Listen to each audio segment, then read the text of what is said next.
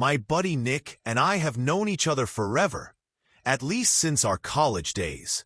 We're both married guys in our mid-30s, each of us with over 15 years of marriage behind us. My wife, Lucy, is 35, and Nick's wife, Rachel, is 38. The four of us used to hang out as families all the time, celebrating our kids' birthdays, helping each other through tough moments, basically sharing all of life's ups and downs. Honestly, I believed nothing could ever tear that friendship apart. Turns out, I was dead wrong. Reality proved to be way more complicated than I could have imagined, and I had no clue what I was walking into. One day, I was hosting a get-together at my place. A kind of typical thing we did every few weeks. I guess I overdid it on the drinks and crashed early. Nothing unusual there. It happens. Most of the guests left while I was dead to the world. I half woke at some point, but I didn't let on because I was still pretty groggy and hoping I could doze off again. You know that feeling. You've been sleeping great, come to for a moment, and you're like, nope, not ready to deal with reality yet. So, I'm lying there, eyes closed, trying to drift back to sleep, when I hear someone walk into the room. Right away, I recognize the voices. Lucy and Nick, my wife and my best friend. They're whispering. Now, eavesdropping isn't exactly noble, but I was curious. What do they have to talk about in private like that? Lucy told Nick to keep quiet, so he wouldn't wake me. At first, I thought it was sweet she didn't want me disturbed. Little did I know that her caring had zero to do with looking out for me. From the sounds of it, there were still a couple of guests in the kitchen, so Lucy and Nick wanted some privacy. My wife started talking about how much she'd enjoyed her close encounter with Nick the last time they'd managed to hook up. In that moment, I snapped fully awake, hoping and praying that maybe I was dreaming or just mishearing in my half-asleep state. But no. Nick replied that he wanted a repeat soon and asked when I'd be leaving for my next work trip. For background, my job requires business trips that often last 2 or 3 weeks. I was set to travel in about a week. Lucy gave him the exact dates of my upcoming trip. They arranged for Nick to come over to my place while I was gone and even stay a couple of nights, telling his wife he was going fishing somewhere. Lucy said she'd send the kids off to the grandparents so they wouldn't be underfoot. I remember thinking, wow, these two have it all planned out. Talk about sneaky. Once they hammered out the schedule, I heard those unmistakable sounds of them getting a little too close right there in my house. Before they could really start, someone in the other room must have made a noise that spooked them, because they quieted down. Thank God for that, because if they'd gone further, I'm not sure I could have kept my cool and laid there silently. Even just hearing their talk had my blood boiling. I was itching for payback, but I needed a plan. Obviously, I didn't go on that work trip. Instead, I checked myself into a local motel for a couple of days, trying to figure out how best to handle things. Eventually, a plan took shape. I decided to bring Nick's wife, Rachel, into the loop. She deserved to know what kind of man she was married to. We'd known each other for ages, and I couldn't just let her stay in the dark.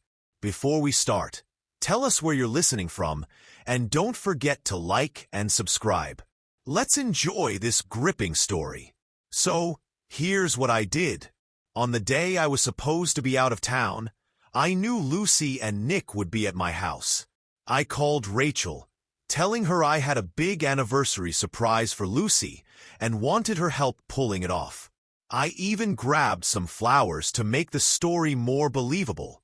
We met outside my building, took the elevator up, and I opened the door with my own key. Sure enough, we walked in on them, going at it. It was all the proof anyone needed, even beyond the fact that Nick was supposedly on a fishing trip. Rachel was stunned at first, but then she jumped right into action, absolutely furious. And let me tell you, the fight that followed was intense. Arms and legs were flying. Curses were thrown. There was so much chaos, I didn't even get a chance to step in. Rachel was absolutely terrifying in her rage. She gave out plenty of bruises in about 2 minutes flat. Then I suggested we toss Lucy and Nick into the hallway. That's exactly what we did. Then I locked the door, went back inside, and started packing up my wife's belongings. She'd get them officially when we divorced, but I wanted her out of my space right then and there. Meanwhile, Rachel ended the fight on her end and left. She was obviously devastated. Out in the hallway, Nick and Lucy just stood there, half-naked, bewildered. Neighbors came out to see what the shouting was about. Lucy tried to get them to call the cops, saying I'd gone insane, thrown her out of her own home, that sort of thing. But she couldn't exactly explain why her fishing husband was also standing there in the same humiliating state, which made the neighbors pretty skeptical. A few kind neighbors offered them some spare clothes. The police did show up, but after hearing me out, they kind of laughed at the situation. They just asked me to hand over Lucy's suitcase. There was no reason to keep her stuff locked inside. That's all she got from me until the divorce. Everyone in the hallway realized exactly what happened.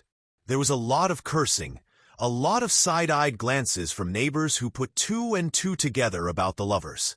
And Nick's wife? Well, she was no joke. He's lucky she didn't knock him out cold on the spot. I felt a little bad about lying to Rachel about the anniversary surprise, but hey, it was for a greater truth. My tiny fib exposed a giant betrayal. I slept alone in my own bed that night, and for the first time in forever, it felt peaceful. No wife sneaking around.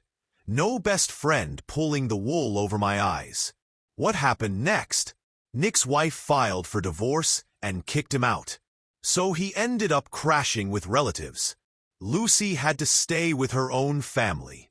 I wasted no time filing for my own divorce, asking the judge to skip the reconciliation period. Our kids are older, so I was straightforward about why we were splitting. The judge understood and granted it without delay. I got my freedom out of sheer curiosity.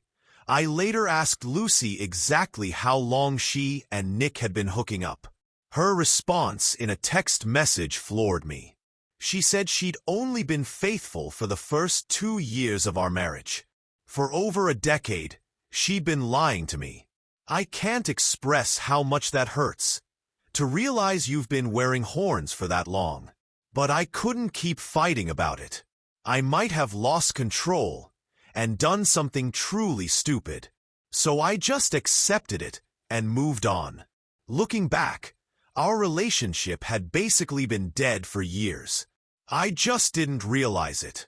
At least I got a little satisfaction from that moment of revenge, and it helped me feel less powerless.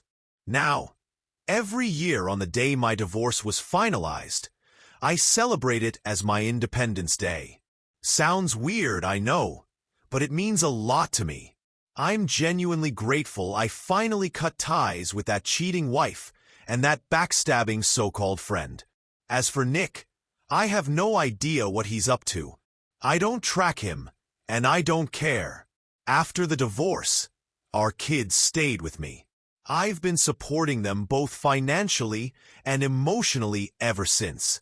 So far, I haven't gotten into any new relationships, and I also quit taking those long work trips. If I do decide to settle down again, I want to be sure my wife isn't off fooling around while I'm away. I'm done with being in the dark.